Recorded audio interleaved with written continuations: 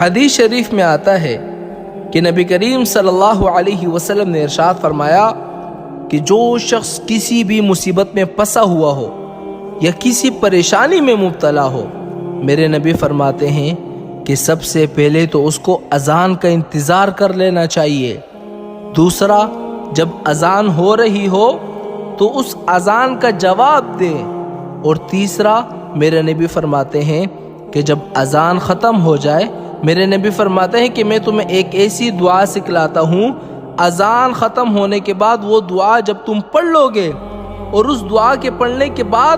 تم جو بھی دعا مانگو گے اپنی حاجت کے لیے، کسی مصیبت میں مبتلا ہو یا کسی پریشانی میں تم مبتلا ہو، اگر تم وہ دعا پڑھنے کے بعد جو بھی دعا کرو گے، میرے نبی فرماتے ہیں تمہاری ہر حالت میں وہ دعا قبول کی جائے گی۔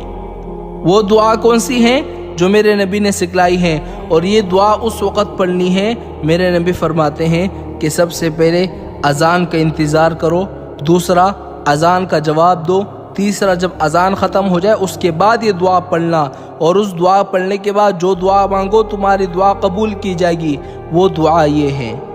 اللہم رب هذه الدعوة الصادقة المستجاب لها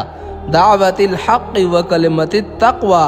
احینا علیہا وامتنا علیہا وابعثنا علیہا واجعلنا من خیار اہلہا احیاء وامواتا۔